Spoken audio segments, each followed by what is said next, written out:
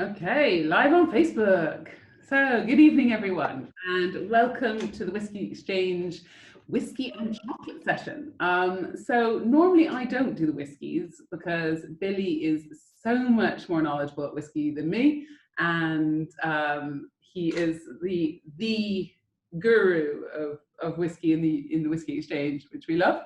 But today I am doing whiskey and chocolate because actually my background before I sort of started doing spirits was as a sommelier. So I was a sommelier for some of London's top restaurants, including the Ledbury, Boxwood, back in the day with Gordon Ramsay, and of course Zuma and the Square. So my background has always very much been about food and wine pairing. And actually I've taken that principle through now into my love of spirits. And I think a lot of people kind of think, spirits is really hard to pair with anything. It's because of the high alcohol. And, when you are looking at food pairings, it's really important to kind of look at it from two sort of different angles. So you can either look at pairing foods that have similar flavors to the liquid you're drinking, or completely polar opposites. And, it's very much about knowing when to pair polar opposites. So for example, if we took the example, say, I know I probably shouldn't talk about foie gras, but I'm going to, foie gras and a sweet wine. So, those are two quite sort of rich styles, but one's very savory, one's very sweet, but actually the pairing together works beautifully. And, there's lots of different pairings like that where you can use contrasting flavors. But what I also like to do is look at the texture of the alcohol I'm pairing with. The alcohol itself is hugely important. How high is that ABV? With wine, it's easy because your ABV goes between, let's say between 9 up to 16. So it's actually a lot easier because the food doesn't struggle against the alcohol. So what you have to do when you're pairing spirits is very much be aware of that alcohol content and look at foods that can actually take that. But there is a huge amount of foods that can take that. And I actually put this pack together almost over a year ago. And I haven't really gone back and tasted it since. And I remember we have a bar in our offices here, the best secret bar in London, by the way. And I was sort of playing around with all these whiskies, trying to figure out what whiskies to go with which chocolates. And, it was really, I love doing things like that because it's really fun. But, it sort of, I kind of hadn't gone back and tasted the final pairings for a year. And I've just kind of done it before now, just to make sure I really still liked what I did, and I was really pleased. And I think what was really nice is that I can still think back about why I paired each whiskey with each chocolate. And I think chocolate's a really easy one for spirits, and it's a really good starting place. So if you kind of say to yourself, I've never done any food and spirit or food and drink pairing, chocolate's a really nice, easy way to go. And today I'm going to talk a little bit about the whiskies. I'm going to talk about actually a lot about, because these are quite interesting whiskies in themselves, because a lot of them are using finishes. And I'll talk a little bit about the finishes themselves, because actually they've been a lot of the reasons why I've paired the chocolates. And, and I think when you're looking at it, chocolate, because of its, especially a dark chocolate, with chocolate you have a high percentage of flavor, they're quite intense, especially a dark chocolate. If any of you caught mine and Richard Patterson's session last week, he was going on about it's going to be 72% or something like that. I can't remember what it was. Dark chocolate to be the perfect pairing with Dalmore. And, so that high percentage dark chocolate works really well because you've got a little bit of bitterness where you have got sweetness in a whiskey. And then also chocolate, because it's quite creamy on the mouth, because it does coat your mouth, it allows that alcohol in the spirit just to break through. So you can easily pair chocolate with rum, with cognac, of course with whiskey. It works really well with brown spirits. So it's a really nice place to start.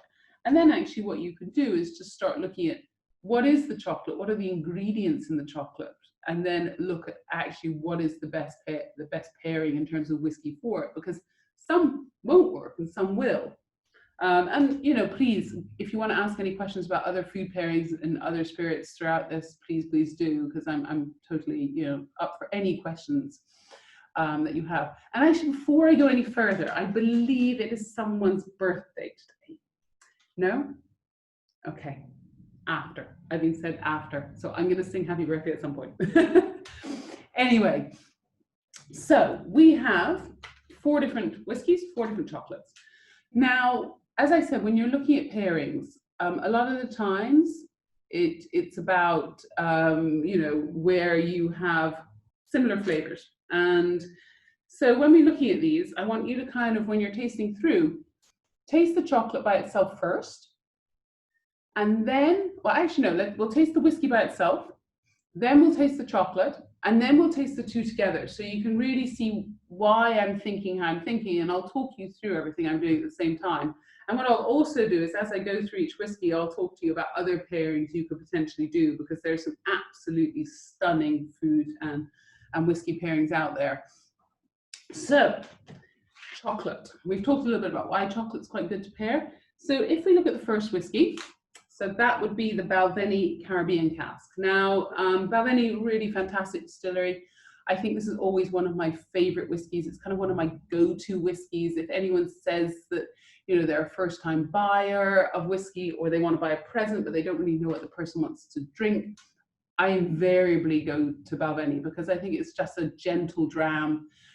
You know, it's got so much character, but yet it's very smooth, it's very easy drinking, and I think it's very, very approachable as a style. And, you know, I'm a big advocate when I'm looking at spirits is to taste the new make, especially in whiskey, because for me, actually, that new make should run through every single whiskey. You should always have that distillery character. You know, in the whiskey world, that would be the whiskey's terroir. You know, how is the fermentation? You know, what is the stills doing? All of that comes in that new make. And the one thing I always get on Balvenie is honey. And I remember tasting the new make, and I was like, honey, that's it, done. And to this day, through every single whiskey I taste from Balvenie, I always get that beautiful honey character. And I think also that there's a really lovely textural character to Balvenie. And, you know, really nice. Balvenie use all of their own barley. They have their own, I think it's about 1,000 hectares or 1,000 acres of barley. They still do their own maltings, to a percentage of their own maltings, which is one of the few in Scotland. And actually, Jade Stewart, who is one of the legends of the whiskey world, he actually, for this, because it's aged in Caribbean casks, rum casks, and he actually picks the blend of rums that he puts in the casks when he's sort of looking at the barrels, which I thought was really interesting. I didn't realize that until today, when I was doing a bit of a study, as it were. So, you know, when you're sort of tasting spirits, and I know probably a lot of you know this already, but I'm just going to go through it for anyone that has never tasted spirits sort of in a kind of structured way before. So when you're tasting, and I'm not going to do the Richard Patterson method of hello, how are you? But do be very careful when you bring up that to the nose. So everything when you're tasting, and you know, I do this, I've been doing this for 20 years. When I taste, I do use all my senses. So color, you know, what can you tell from color? You can tell potentially what kind of cask it's gone into. I mean, if we pick up the last, I'm lucky I've got 2 different glasses. You know, there's 2 very distinct colors on the last whiskey, which is the Portuguese, and this whiskey. And, you know, that could tell something about the cask that the whiskey's been aged in. You know, so color is really important. The tiers down the side could tell you anything about sweetness. It could tell you about alcohol. So there's quite a lot of clues that you can get just from looking at the whiskey. And the second thing is to bring it up to your nose. Now, some people don't like to swirl their glass. I do, because I like coating my glass. Because actually, if you coat your glass, and whether you swirl or whether you just kind of roll it round, what you're doing is allowing air into the glass and releasing what we call the polyphenols. The polyphenols are all those aromas that are coming through. And when you get air onto any kind of liquid, you're going to release those flavors. So, you know, this has a really nice, lovely note to it. So just gently bring it up to your nose, because if you kind of bring up to, especially on the first one, and kind of a really deep breath in, all you're going to get is alcohols, and that's just pretty much burn your nose hair. You know, like sometimes people might want to burn their nose hairs, but you know, most of us really want to be able to smell something at the end of the day. So just really gently bring it to your nose and have a little smell.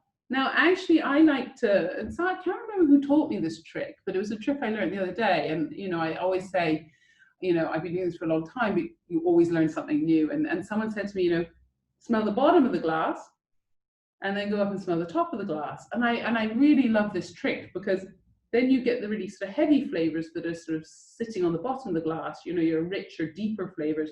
And then if you go up to the top of the glass and smell, you get some more lighter flavors. So you know, for me, when I smell this, it's got this really lovely kind of, as I said, that honey character, but really rich fruit. I mean, it's almost tropical. You know, I haven't tasted this for a while. And when I put this on my nose, I was like, oh my God, it's super fruity. You know, there's a little bit of banana in there. There's some apricot.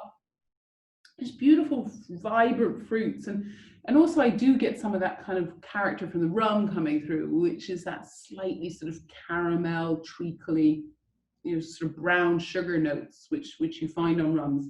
And then if you get to the top of the glass, actually I do get quite a lot of florals. I get a little bit of honeysuckle, and I don't know if I get honeysuckle because at the moment in my garden, my honeysuckle is blossoming, but I get honeysuckle. And you know, when you're describing, a lot of people say to me, it's really hard to describe what I'm tasting. And you know, it's about kind of building the confidence in your language of how you use descriptors. And I usually have my little circle where I draw, but I don't have a pen and I don't have any paper. And you know, I always look at it in a sort of circle. So you have in your circle your fruit flavors, you have maybe your earthy flavors, you have your meaty flavors, you have your herbal flavors. Billy is bringing up the flavor wheel. Flavor wheel. Oh, Billy's forgetting the flavor wheel. Anyway, you know, and then when you think, okay, this is quite fruity, think to yourself, okay, what fruit is it? Is it citrus fruit? Is it orchard fruit? Is it tropical fruit? Okay, so if you think it's tropical fruit, what tropical fruit? So it's a kind of about breaking the flavors down, and it just takes practice. And you know, I always say anyone can taste. You know, it's such a it is something that's really, really everyone has the ability to do. It's just finding the words to describe what you're tasting, and also it's very personal to you. You know, I think if you're let's say if you're English and you know what Christmas pudding is, well, you know what Christmas pudding smells like. You might smell it in the glass. But if you're from, say, Hong Kong or America, you don't have Christmas pudding. So if someone said to you, it smells like Christmas pudding, you're like, well, what are you talking about? So, you know, our cultural references and how we've grown up and what flavors we've had sort of as influences in our lives will also really affect how we smell. So enough of that. I think we all want a wee drink. Would you not agree? So have a little smell. And when you put it on your palate, you know, it is key to move it around the palate. You know, I'm not saying be a Richard Patterson and go for about 10 minutes, because all of us actually want to drink it eventually. But you keep it on your palate, let it move around your palate, because your palate has different points. So on your palate, you have sweetness at the tip of your tongue, you have tannins here. Sorry, I'm always like, so a tannin, when I talk about tannins come from the wood mainly. And tannins are that sort of drying sensation. If you've ever stewed a tea bag for too long, or if you've chewed on a grape skin, that kind of puckering sensation comes through. And you know, that's a textural element. And as I say, you know, part of tasting is all about texture, and especially when you're looking at food pairing. So when you're tasting this whiskey, I want you to think about a lot of things. I want you to think about acidity.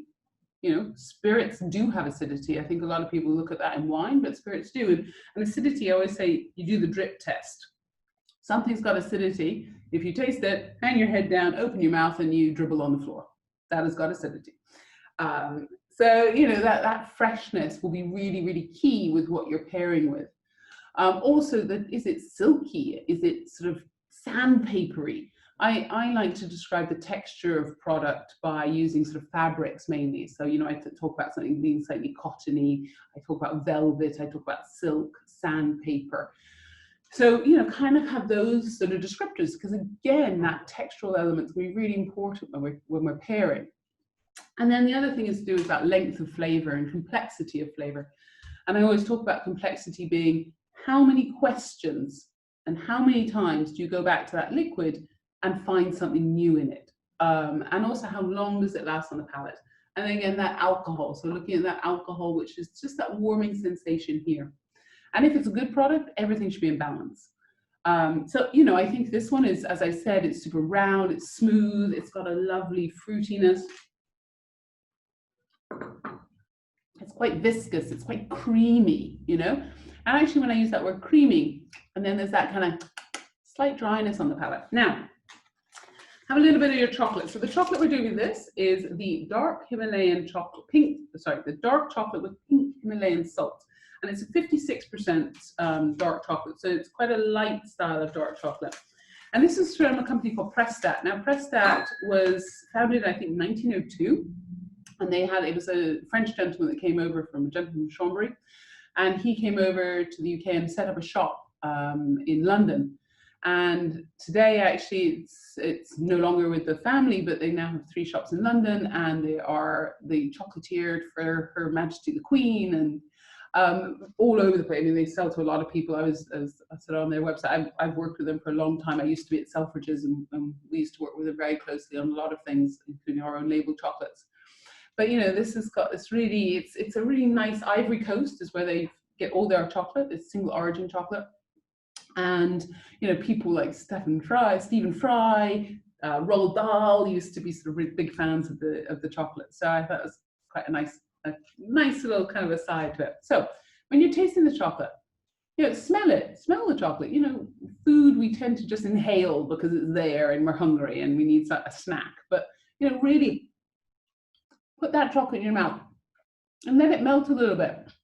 Really taste it. You know, I do a lot of food pairings, well, sort of tastings on everything.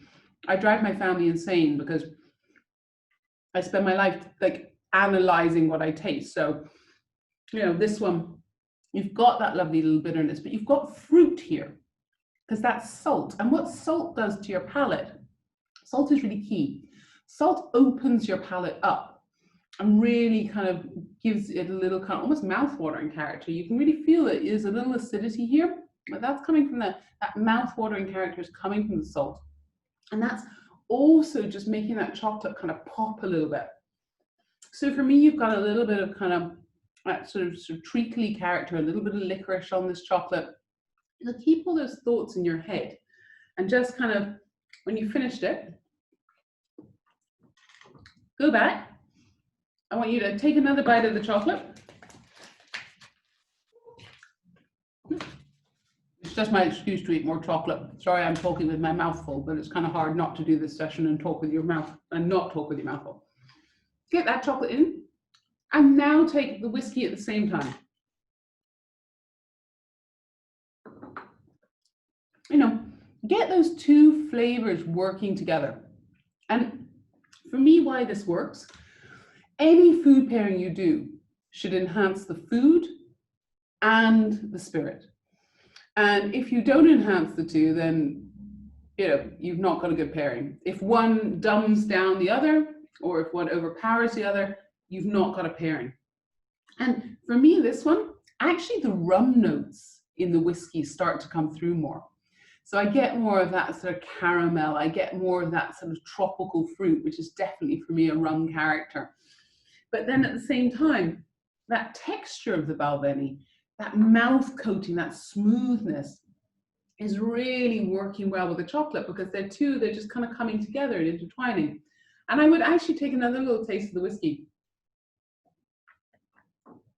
and see how it works again.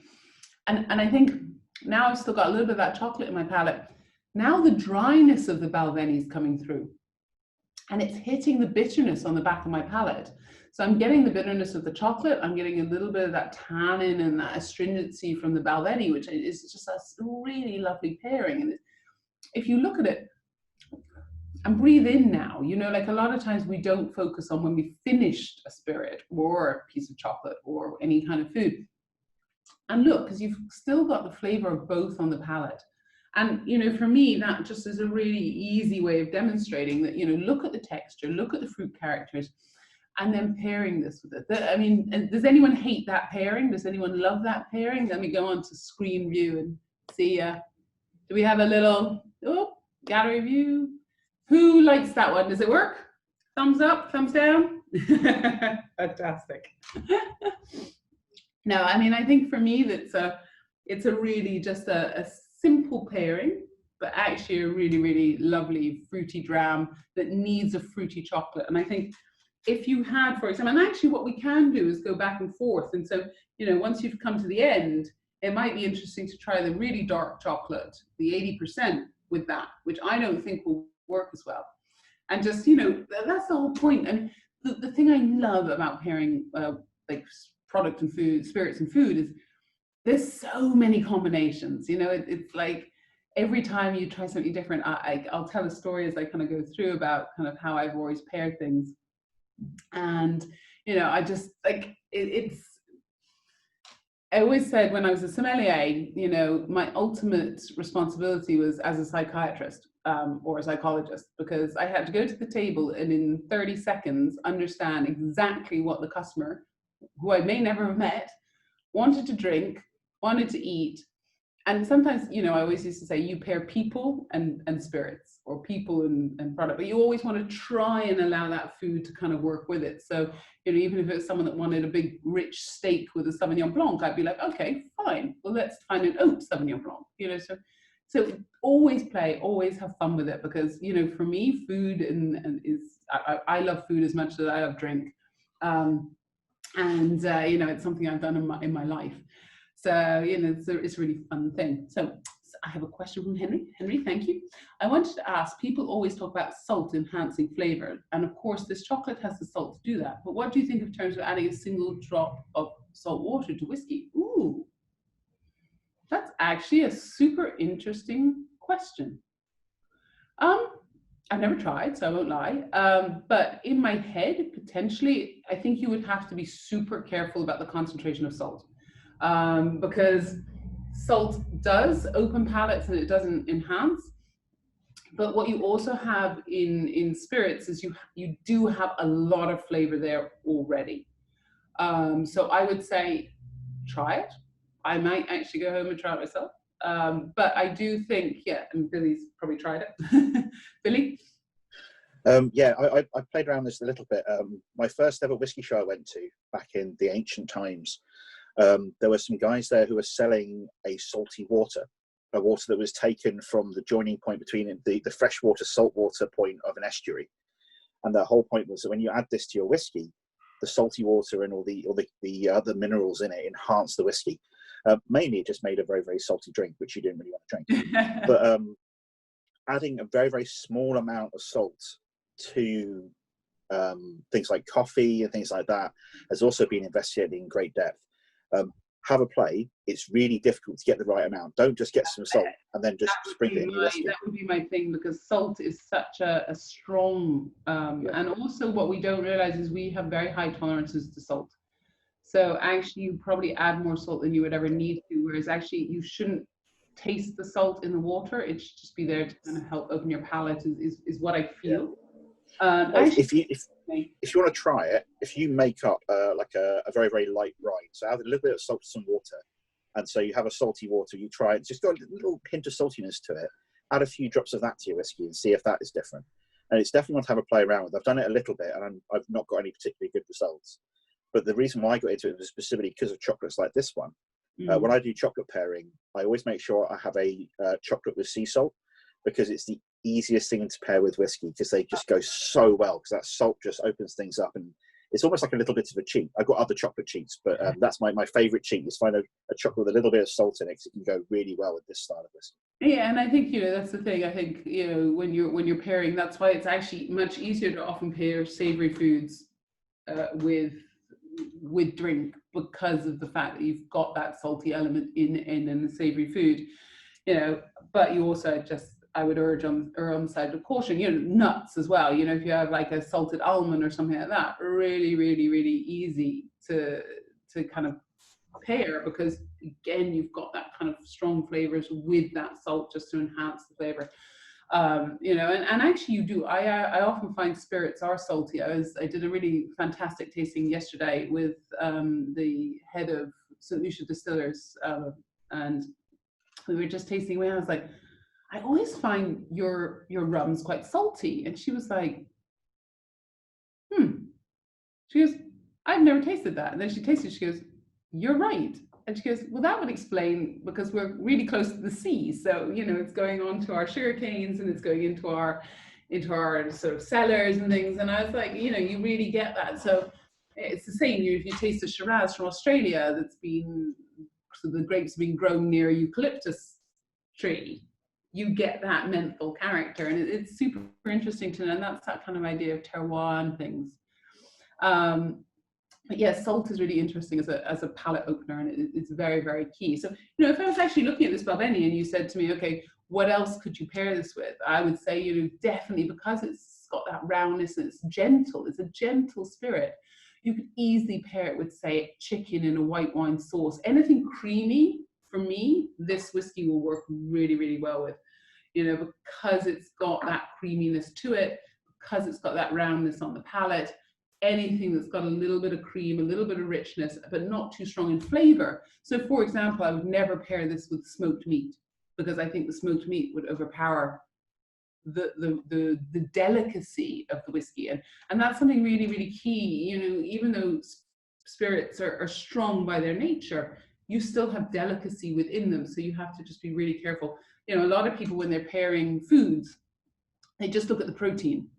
Actually, it's the sauce that's super key. The protein is what you're looking at, or the main bulk of the meal, the dish. That's what you're looking at for the texture, and for the texture of the spirit.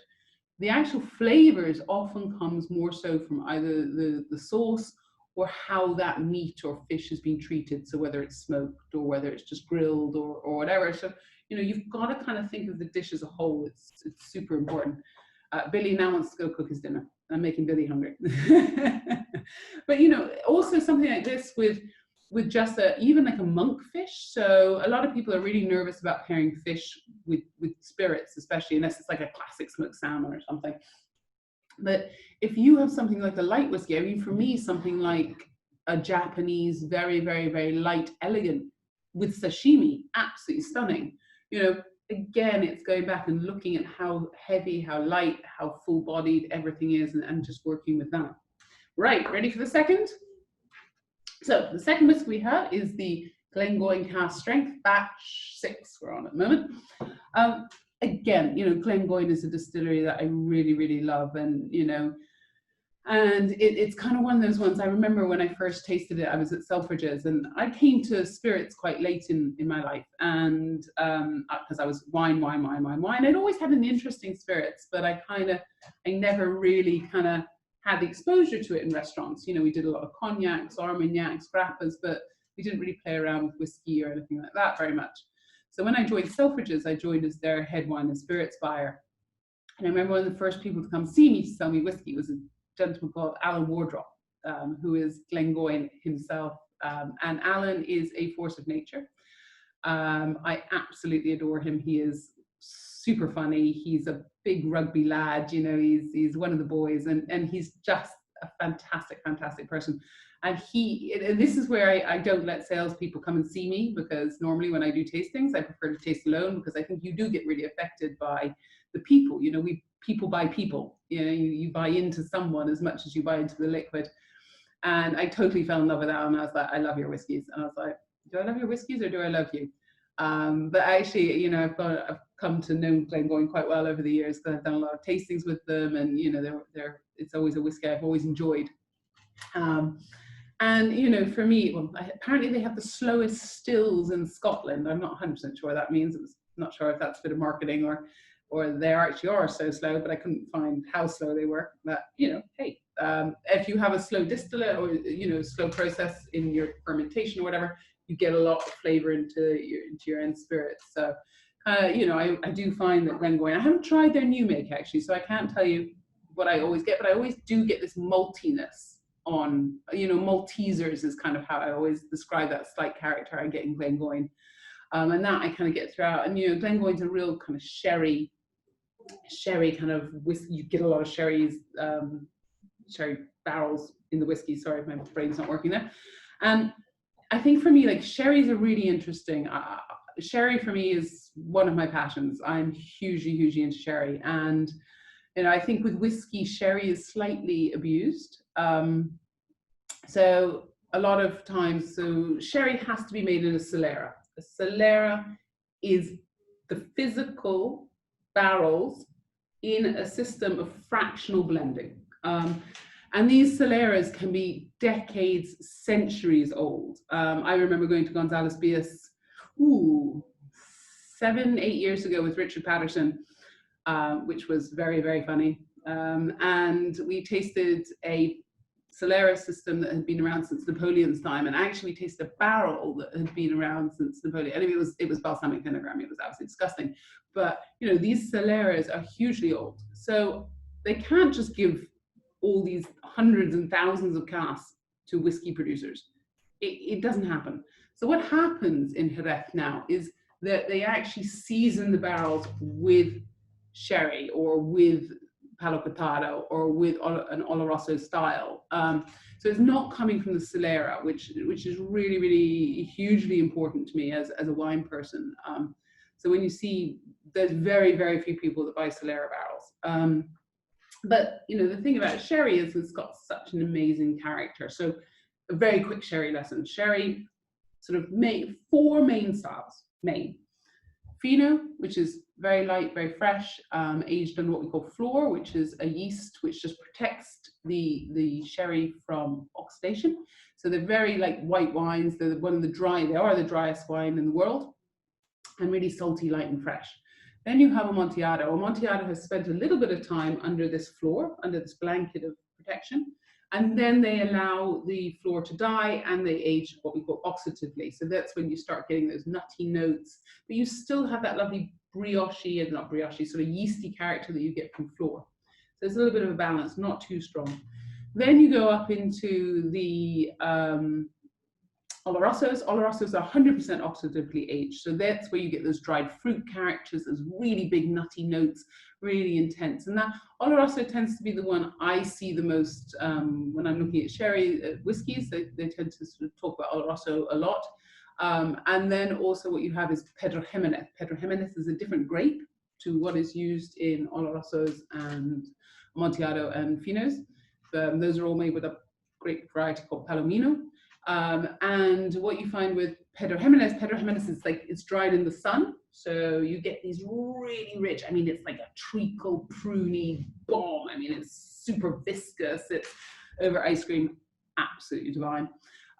So, you know, those darker, heavier sherry. So the barrels and the types of sherry that they're aged in will also affect the flavor of the whiskey. I'm just having a look to see if there's any questions. No, but I get it quite a lot. Right, let's have a smell of this Glengoyne.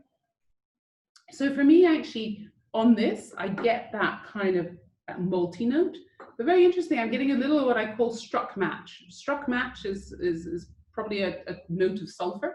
But actually, in this case, I think it's a positive because it's adding a sort of almost a savory element. And sulfur is a really hard thing in whiskey, and I'm finding it more and more and more as people don't know how to use or treat barrels. And when it's like this, I think it adds a really nice note to it. It's almost an umami. And then behind it, you get these just really lovely dark fruits, a little bit of that nuttiness that I was talking to you about from the sherry, a little bit of that sultana, raisin. And actually, I think someone just said they get a little banana, and I agree with them, actually. There is definitely, but for me, it's a green banana. It's not a ripe banana, it's a green banana. And I'm very specific on my fruits. If you ever see me tasting and I get apples, I'm very specific about apples. And I really hate apples. So I just don't know why apples seem to go in my head as a thing. So I'll be like, it's a golden delicious. So a pink lady. You know, for me on Glenlivet, for example, I always get red apples. And, you know, that's kind of that character coming through. And again, if we do that kind of bottom note, that's where you get the savories. You go at the top. And again, I get a herbaceous character to this. I almost get a little bit of mushroom, which is quite interesting. I've never kind of got a little porcini on my Glengoynes. So have a little taste.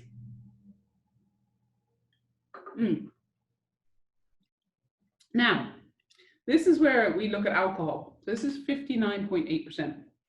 And you feel that. Now, alcohol not only gives you a heat, but it also gives you the sensation of acidity. So, you know, really look at that again. And if we look at that in comparison to the Balvenie we had before, this is much drier. Do you all kind of get that drying sensation on the palate? There's still plenty of fruit coming through. There's still a lot of that kind of malty, rich Malteser. I actually get a little bit of chocolate on the palate on this one. But again, it's slightly more savory. It's got a dry, nutty note to it. For me, this is all about sort of roasted almonds, really kind of a little bit of cacao nib. Now, if we take the next one, so this is called a dark and stormy.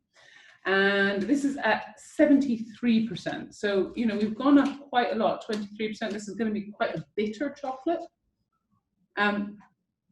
Again, put that on your palate. Now, note in comparison to the last one, that chocolate, that dryness from that 72% is coming through. A lot more dry, more bitterness. But here, actually, very interestingly, I'm getting some citrus notes. You know, I really get some lovely citrus characters on this. For me, then behind there, I'm getting a little bit of salted caramel. There is a salty note to it, but not too strong. Almost a little bit of coffee, a little mocha, some red berries. But it is quite a dry style. Now, when you've got such a high alcohol as in a cask strength, it is actually quite hard to pair sometimes, because if I say put it with that chocolate that we had before, for me, actually what you would find is the Balvenie would become quite astringent, because that dryness would kind of fight with the smoothness. And that sort of citrus note would probably make the Balvenie feel quite acidic itself. But now if we go back and we have another little bit of our chocolate, and then we go into our Glengoyne.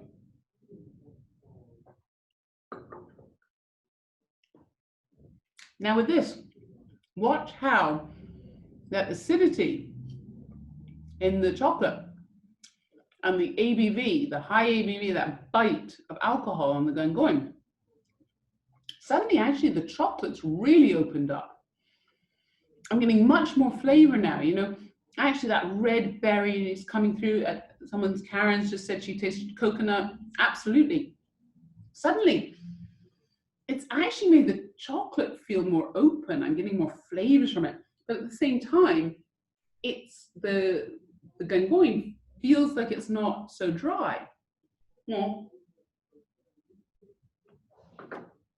I'm getting a bit more saltiness from the Glengoyne. Those nutty, dried fruit characters are really starting to come out. That kind of mocha that I got on the chocolate, I'm now getting in the Glengoyne. Actually, that sulfury, just that little sulfur element has totally gone. And you know, this is what I'm saying. You know, if you've got something with high alcohol, it's important to have something that's got a lot of power to it. That's why actually a dark chocolate works super well with anything that's got high ABV, because you need that really kind of intense flavors. And again, something that's just got a little bit of kind of acidity itself to kind of help work together. This is another example where actually something is working in harmony together. You know, we're not having something fighting, because they're very, in a funny way, they're very similar. You had dryness when you had the chocolate, you had dryness when you had the Glengoyne, but when you get them together, actually that dryness goes, and you just get this really lovely, almost juicy, fruity character from both the whiskey and the chocolate. So, you know, for me, I think it's a really nice pairing to have, just because of that kind of, they're working really harmoniously, and they're actually bringing the best out of each other. And that's what food and drink pairing should be about. How many people like that one? Did you enjoy that one?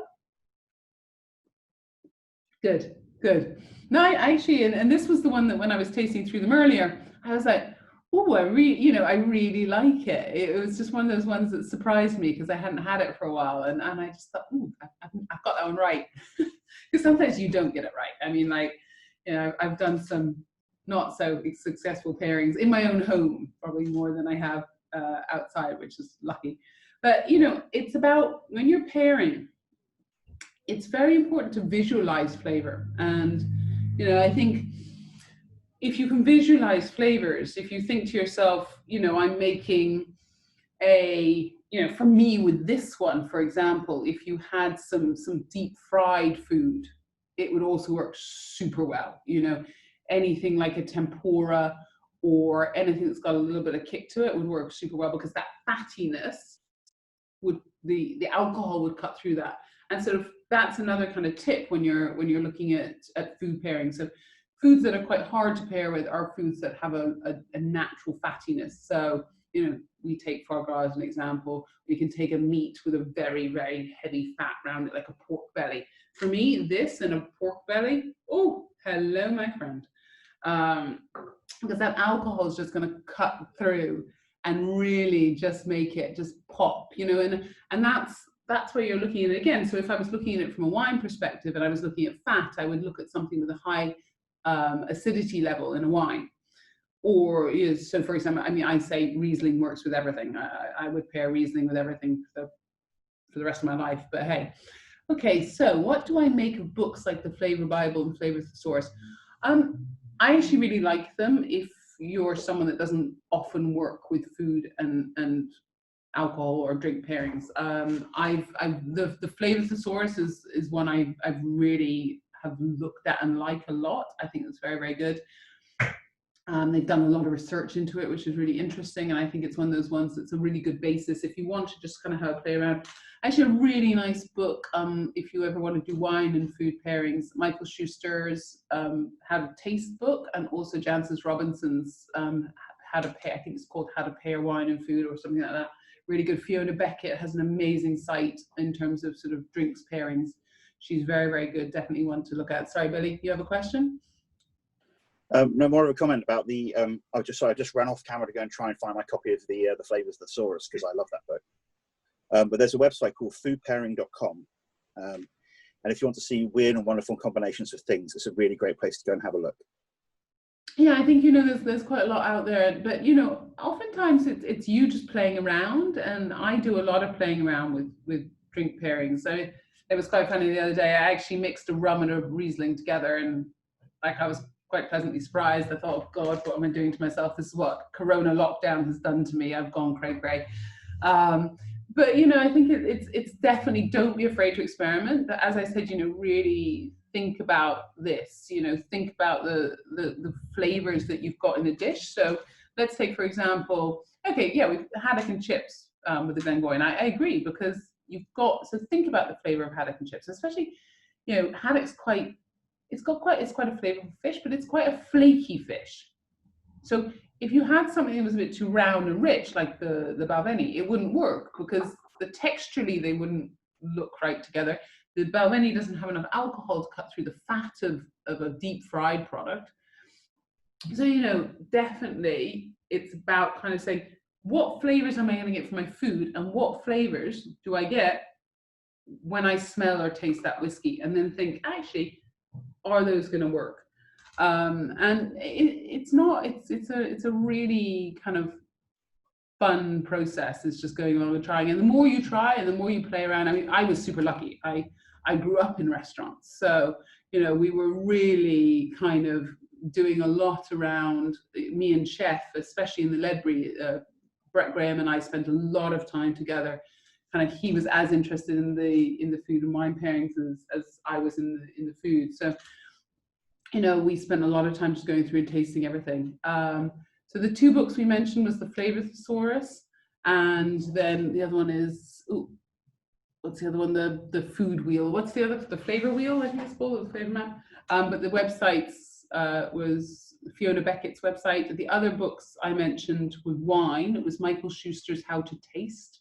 What I can do is I can type them up afterwards. And also Jancis Robinson's, I can't remember her book, but it's a really simple, small kind of square book. I think they're really good bases. And actually wine books can really help you pair. Because for me, you know, the people that have been doing the longest food and wine pairings or food and drink pairings are the sommeliers. And, you know, and I think it's really, really good to kind of take a base from there, because what I've learned throughout my transition from being a wine person into a spirits and wine person, still very much a wine person, is that there's so much similarity between wine and spirits. You know, there's a lot of things that you can carry across both. So, you know, don't be afraid to look at wine books to get some inspiration for spirit pairings. It's just, you've just got to look at the alcohol more than anything You know, flavors are the same. You know, flavors work across everything. It's that higher alcohol that's just a little bit trickier, and some of those slightly maybe stronger flavors. Right, you ready for the third?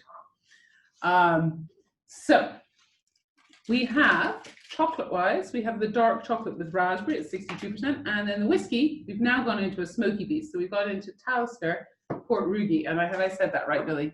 Port Rugy? Rugy? No. I'm okay, guys. I tell you, it took me about 20 years to say Lecheg. So, you know, I've got no help. Oh, you mean Lecheg?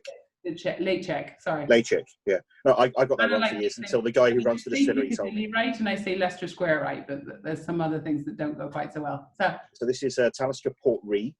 It's named after Portree, which is the name of the capital of Skye, but they spell it Rui because that's how you spell things in Scotland. I really like Buddehaven, but I cannot pronounce any of their new whiskies. And I actually wrote to them and said, you need to start producing whiskey names that I can pronounce, because I can't sell your whiskies. I'm hosting a Buddehaven tasting in about a week or so's time, and I have to discover while on lockdown how to pronounce the names of their whiskies. So thank you very much, Dawn, for handing that one to me. That's why I handed it to you, Billy.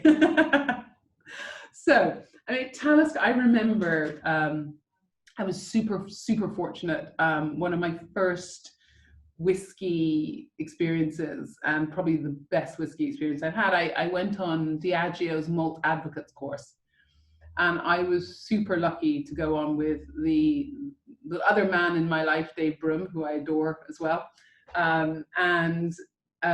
So Dave and I were on the trip pretty much the only two drinkers, which was slightly scary because it was me and some marketing people from Diageo who weren't into drink that much. And me and Dave had so much fun because this is one of the best programs I've ever been on. It's an incredible experience. And, you know, you go to, I think we went to Singleton, we went to Royal Gar, we went to Talisker. And it's just an intense, and then you go to when they owned Tremere Castle, you just went into this place and there was this bank of whiskey. And I think I must have drunk about 100 Port Ellens that night. I mean, it was just absolutely amazing. And the one thing is when we went to Talisker, I will never forget this. I mean, Talisker is beautiful, and the drive up there is one of the most beautiful in the world.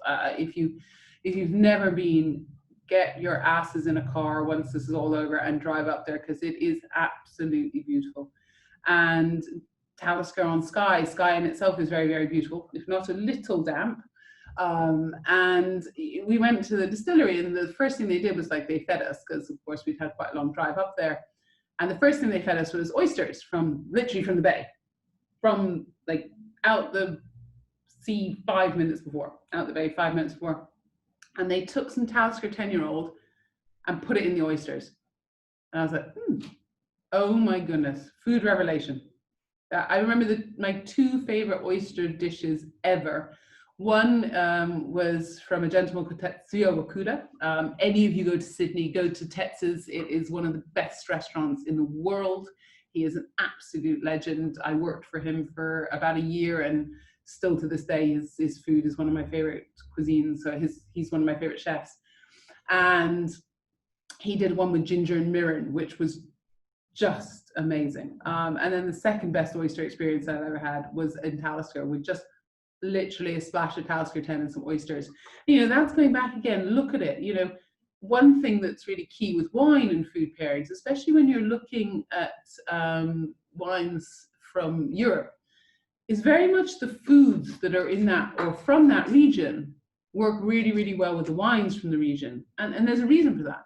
You know, people cook and eat food. Wine and food is normal in Europe. You never would sit down and just open a bottle of wine and drink a bottle of wine. Never. You would always have snacks on the table or a meal. You know, that's just part of kind of the culture. And, you know, it works the same here. You know, look at the foods of Scotland, look at the foods of Ireland, look at the foods of Taiwan, you know, and then look at the drinks and think, actually, does that work? Yes, it does. You know, if you look at Taiwanese whiskeys, they're super fruity, they're really intense. Taiwanese food has got lovely richness, lovely intensity, lovely spice. So you know, always kind of think about that in your head. And for me, it just made sense. Talisker, oysters, job done. Salty, salty, little hint of peat, sweet smoke, sweet oysters. You know, it just works again. Right. So on the nose. Well, I mean, I hope the first thing you smell is just a little bit of smoke.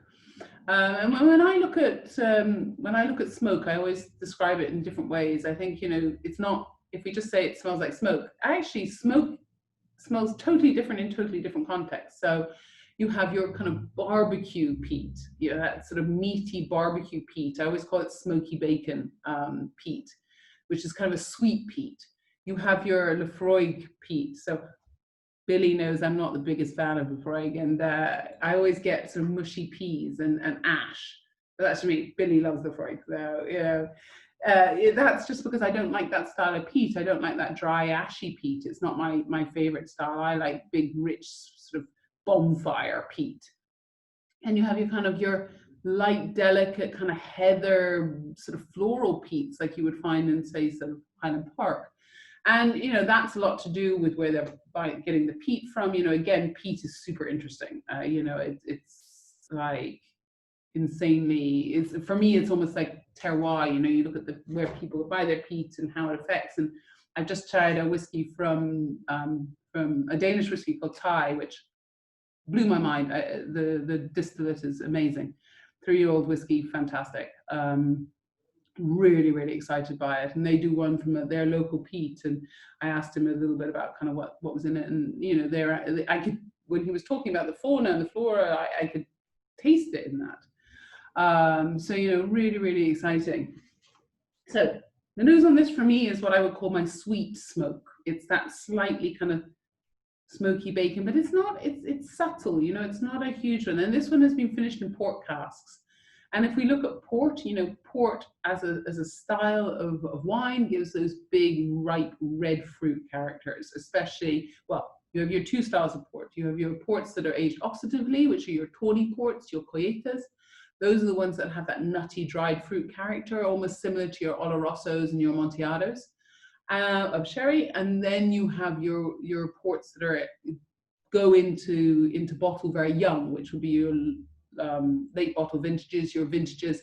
You know, they may only spend up to 3 years in a cask, and then they're straight into bottle, and then they do their further aging in bottle. So, you know, those ones is where you're going to get your bright red ripe fruits. And for me, that's probably more where these ports are, you know, because I do get some red fruit character. I do get a little bit of that, you know. There's quite a bit of spice here, actually. And it's, when I say spice, it's like a green chili spice. It's not a kind of pepper spice or anything like that. It's green chilies for me, a little capsicum. I see you need to try Lefroy Glore. Honestly, I think Billy knows I'm an absolute nightmare with Lefroy. But no, I mean, it's just not my style, and it's like anything. But also with this, I get a bit of menthol, actually. There's a little bit of minty character there coming through. And I get a little bit of kind of tiny hint of kind of a sort of sweet caramel and a little bit of apple on there. You know, it's actually quite subtle. And I'm a massive fan of Talisker. I think Talisker is a really beautiful, beautiful liquid. Have a little taste now.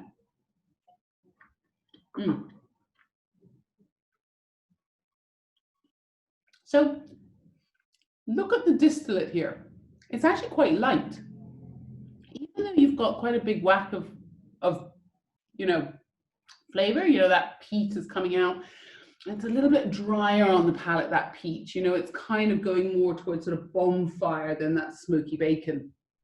There's a little bit of that kind of slight honey, a little bit of dryness. And for me, that the dryness on this is actually coming from the tannins that you're probably finding in the cask, the wine cask, because it is quite a tannin note. It's here. But actually, the distillate itself is light. You know, keep it on your palate. And if you go back and sort of went and looked at that Balvenie, it's much sort of, this is more kind of cotton to me on the palate, whereas that was more kind of velvet, a little bit less kind of intense, less heavy. But then the finish is really big and bold. And And I do get some of those sort of red fruits. And this was actually because I picked the chocolate and then I picked the whiskies to go with the chocolate, which is often the easiest way around. You know, sometimes we look at it, sometimes I may know I have an amazing bottle of wine and I think, okay, actually I need to cook this to go with my wine. But actually a lot of times it's much easier to say, okay, I'm cooking this and this is what I think it'll go with. But, you know, don't be afraid to do it either way. This is dry.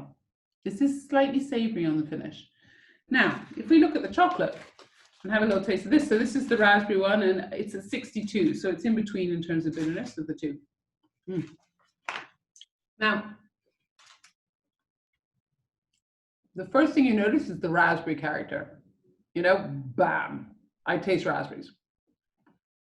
But I also have, actually, again, this has got almost like a gritty texture. And I don't mean gritty in a negative way, it's just it's quite a textural chocolate. There's almost like a sandpapery kind of texture to it, which is quite interesting.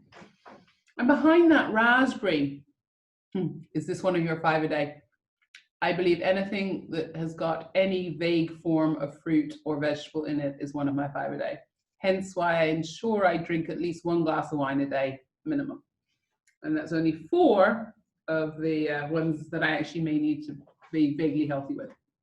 Now, you know, and also you've got the texture from the dried raspberry in there as well. But this has got a lot of sort of sweet, ripe fruit. Strawberry daiquiri. Love a daiquiri. Don't get me on to rum, Billy, otherwise we'll be here all night. Now, it's got quite a little bit of acidity, those little, if you get those little raspberry pips at the end, you've got the acidity from the raspberry. Right, so take your chocolate again.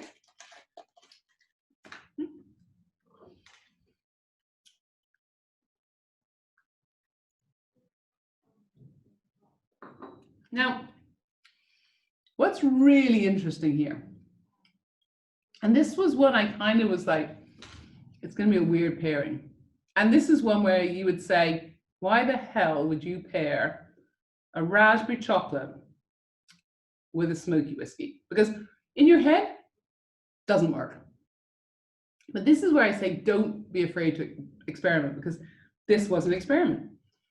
And as soon as I taste that Talisker with that chocolate, suddenly the fruit in the where did that fruit come from? Suddenly I'm tasting apricots, I'm tasting pear, I'm tasting sort of all these lovely sort of orchard fruits. I'm like, where did they come from?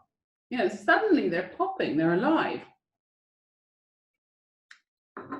And that kind of grainy note that you get from both is working. It's kind of gone from 2 slightly kind of texturally grainy whiskey, like, you know, with that sort of sandpapery character from the chocolate, and then that drying character from the whiskey.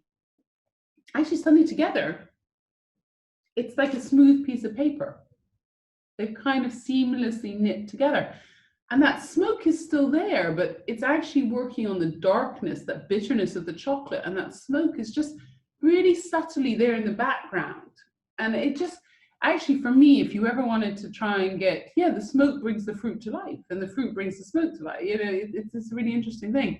And actually for me, if you wanted to try and get someone to try a peated whiskey and they were afraid, doing it this way is actually maybe the way to get them to taste it, because it's just one of those pairings that, you know, I love it when you have a pairing that suddenly is like the light bulb moment, you know, and I've had many when I've been doing wine pairings that suddenly you're like, oh my God, that works so well together. It is, you get so excited because, you know, you're like, oh my God, I did a good job. And this was actually, when I went back and tasted this today, I was like, I really like this. How do you find this one? Do you like this one? Bit no, but yes. The no, so is that because you don't like smoky, or because sometimes that's kind of But you know, and I think it's a hard one. You know, smoky whiskey is tough because that, especially if it's quite an intense smoke. And for me, Talisker is kind of a medium smoke. It's not too heavy. But say you had something like an Octomore, which is big, freaking powerful smoke. Trying to pair that with something could be quite detrimental to the food. So, you know, for me, if you've got a really big, intense, smoky whiskey, look at smoked meats, look at kind of barbecued meats, anything that can actually pull those flavors and work with the smoke on a really intensely smoky whiskey. I would do. So I wouldn't try and pair an Octomore with this, for example. I think it would just fight it. But something with a subtle smoke can definitely cope with fruit. And fruit is like one of those things that's quite key. Again, you know, with this, we had the acidity, and the acidities on both of them are working really well. And actually that lightness of the Talisker is working with, say, the lighter style of chocolate. So, last whiskey. Now, if you didn't like the smoke on the Talisker, you're not going to like the smoke on the Portiskeag. So Portiskeag is one of our own lovely little labels. It's been put together by Sakinda and Ollie, who are legends. Don't tell Sakinda I said that to him. He thinks I'm going to be nice to him for the rest of the time. He is my boss. But, you know, I think this is the Portiskeag. The whole idea was to really sort of showcase the island. Both Ollie and Sakinda love Isla. And this is from a single distillery, undisclosed, beginning with C, potentially, who knows.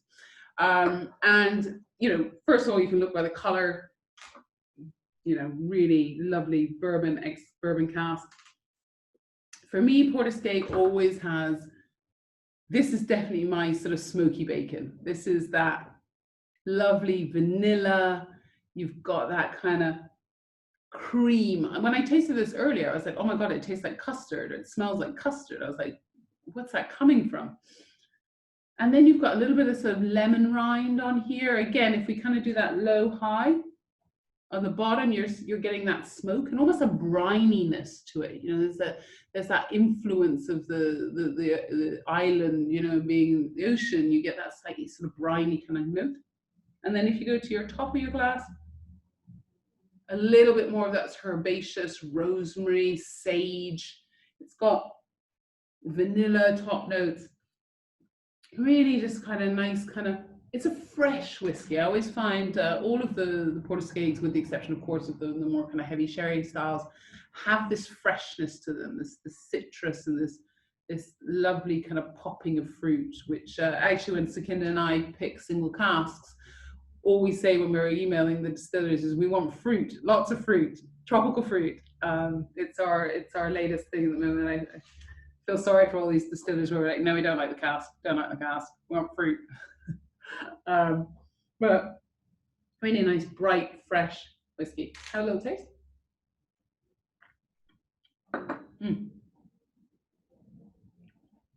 So this is what we call the 100% proof. 100% proof is 57.1. Proof is the American version of ABV. And, you know, actually straight away on that, I got green pepper, capsicum. I'm still tasting capsicum now. Actually, it's really grassy, really kind of, you've got that kind of sweet vanilla that you have, but it's more at the back of the palate. You've got smoke, which is at the back of the palate. The front of the palate, it's all about that sort of really nice pop of spirit and that sort of citrus. Definitely that kind of capsicum, hay, a little bit of kind of, what's a kind of green chili kind of note to it. I'm always a big fan of Portiskeag. This is kind of my style of peat, my style of kind of smokiness.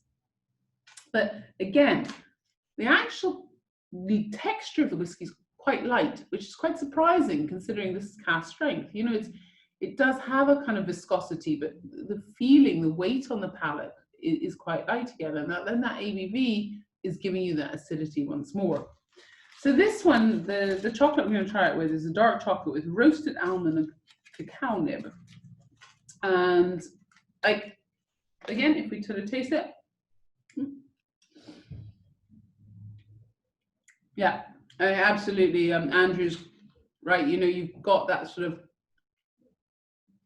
Kalida kind of character to it, and the chocolate itself definitely get that nuttiness, you know, straight away. But because this is actually at 62% again, the chocolate, this one's almost back to the first one we had, that creaminess. is coming through.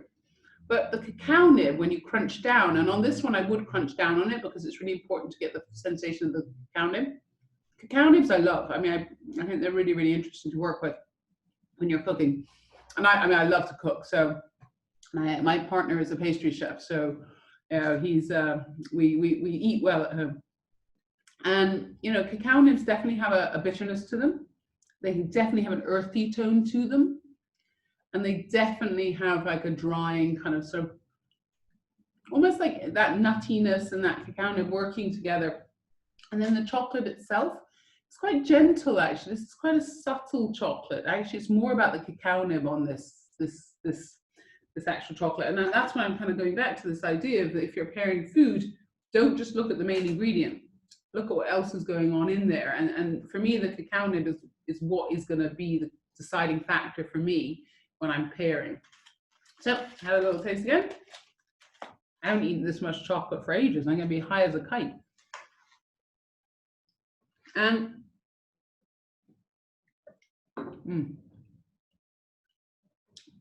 now, this one's super interesting. For me, this one really brings out the nuts in the chocolate. Suddenly those almonds are really like, oh, hello. Hello, how are you? As Mr. Patterson would say. And then the Portiscade itself, those sweet notes from the Portiscade are coming out. That vanilla is suddenly really coming. Actually, what's really interesting, I've lost that kind of slightly capsicum-y character.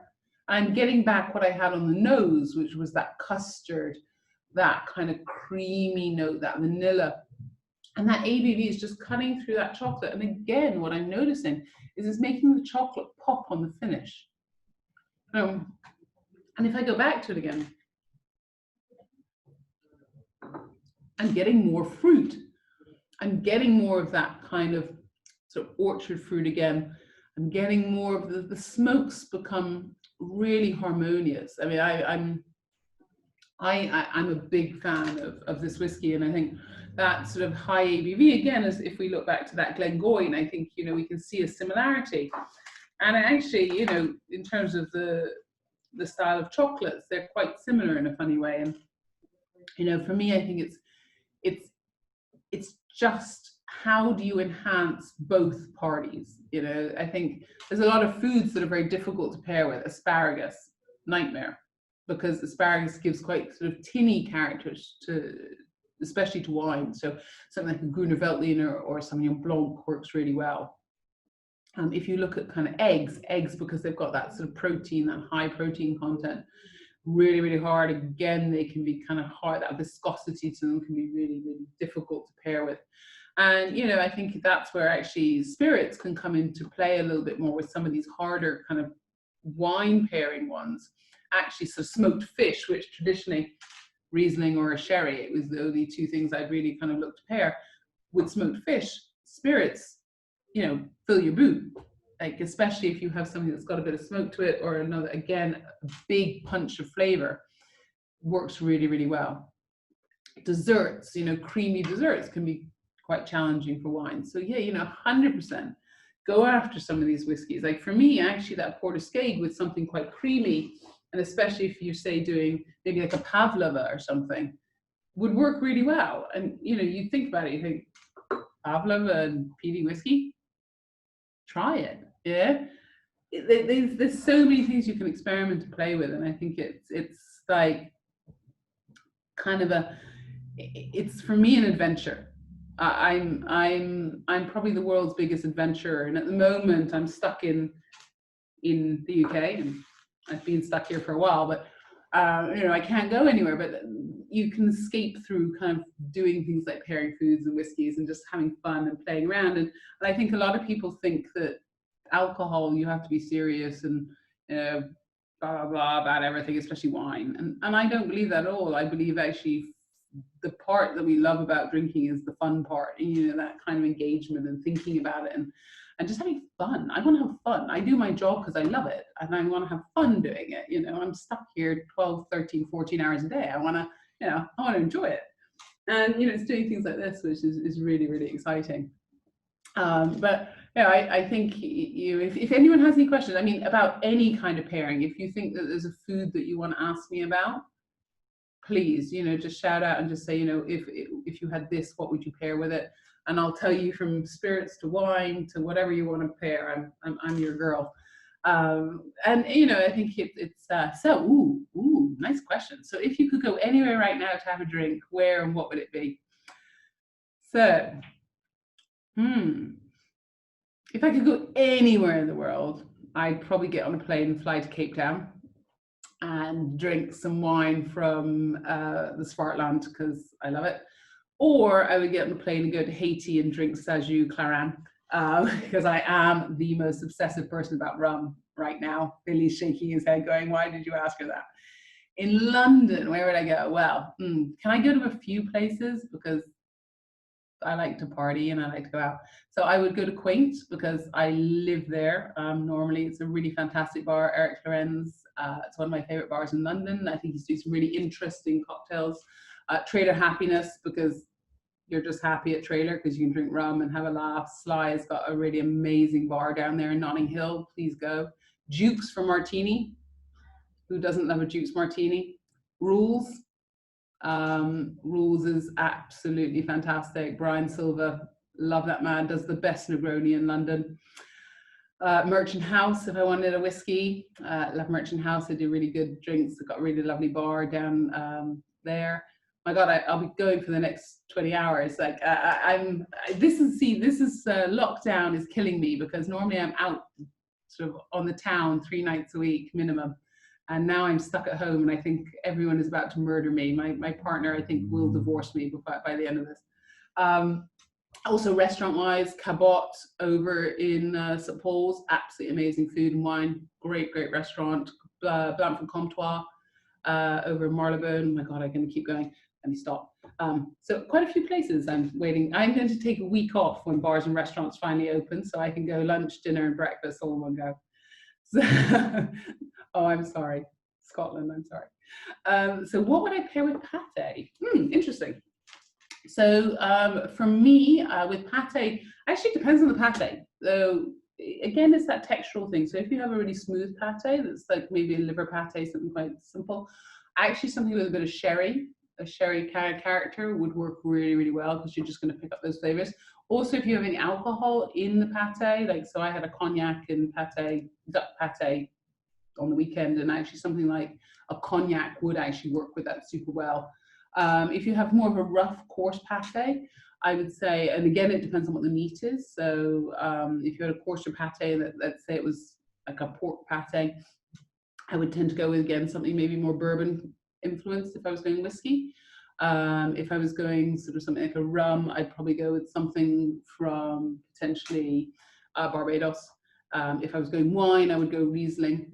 Riesling goes with everything, or something sweet. So yeah, I mean, it really depends. It depends. So a venison pate, I would probably go with something a bit stronger. I probably would go with something a little bit more smoky, or something potentially like maybe, something like a Glendronach, where you've got quite a lot of richness to your whiskey. So more questions. If you had to mix chocolate with Cabernet finished whiskey, do you have a suggestion of milk, dark or white? So I would go dark. Cabernet by itself, because I'm actually not a fan of wine cask finished whiskies because I think a lot of times the distillers don't understand the wine, and so they don't understand that actually a lot of time you're just going to pull out tannin and not fruit flavor.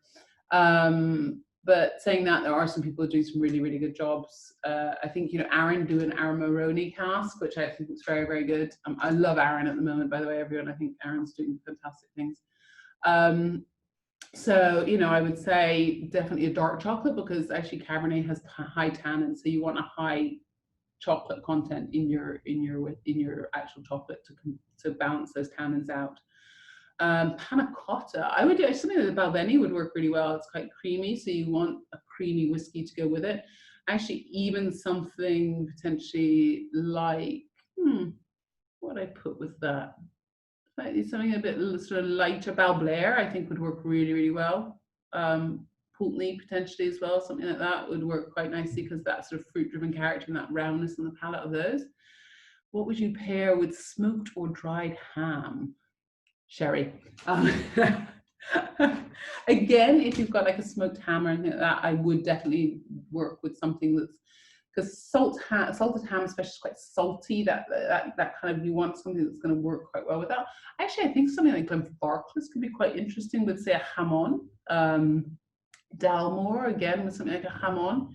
If you have something that's like maybe more of a kind of English smoked ham, I would say do something a bit more kind of meaty, maybe something, my whiskey. Actually, Aaron, you know, the bourbon cask would work really nicely with something like that, or even something like, again, Talisker, where you've got that kind of sort of fruitier distillate with a lighter smoke, could again work really, really well.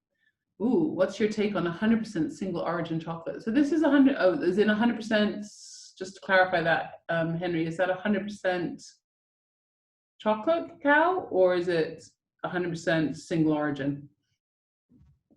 100% cocoa.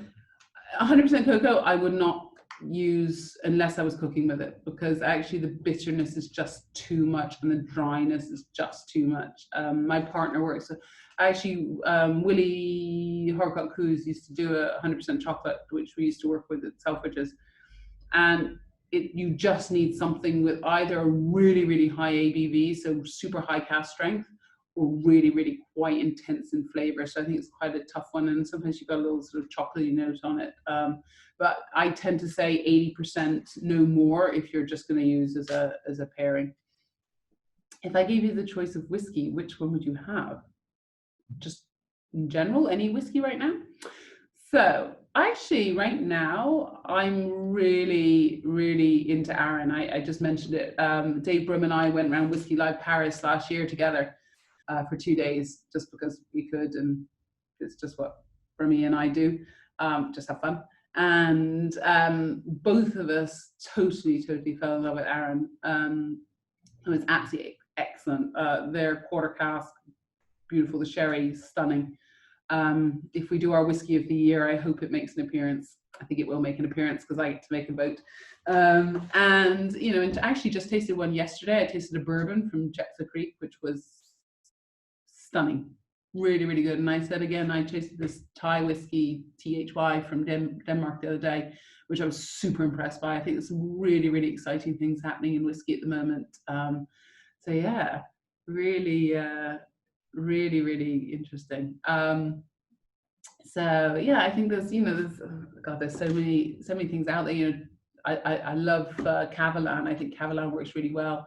Things like Starwood would work super well if you kind of had a dried fruit kind of based mince pies or something like that. So yeah, I mean, like, there's just so much. Cheeses, I mean, where do you start? Cheeses and whiskey, insanely good. You know, a smoky Talisker with Roquefort, beautiful. A Comte with something more bourbon-led. You know, if you have something like a stinky, kind of lovely sort of stinking bishop or an Epoisse, you know, go for something that's got a lot of fruit character to it. Actually, I think Aaron would work quite nicely with something like that. You know, play, have fun. Goat's cheese, I would go with something like a Dalwhinnie, something that's quite grassy and fresh. Actually, I think the Portiscade 100 proof might work quite well with a slightly sort of drier goat's cheese. You know, there's just so much to kind of look at with cheese. Cheese, I could spend hours just one eating. I have 3 passions in life: wine, not 4 actually: wine, spirits, cheese, and my cat. Boyfriend comes like well down the line. So, oh, thank you, Henry. That's super sweet. If I ever write a book, I think Billy would cry because I have the worst grammar and spelling in the whole planet. So I think if I do write a book, Billy's going to edit it. Deal? So anyone have I missed any of the questions? Because I'm just quite conscious, like, you all got very kind of thick and fast with the questions. So I'm just having a look. If I did miss anything, please, guys, just ask me, and I will definitely try and answer. Tony, happy birthday! Should we sing happy birthday to Tony? Does anyone want to ask any more questions? Happy birthday to you. Happy birthday to you. Happy birthday, dear Tony. Happy birthday to you. I can't sing either, just so you know. Billy thinks I go rogue quite a lot. So poor Billy tries to control me, and it doesn't work. But guys, I really hope you enjoyed today.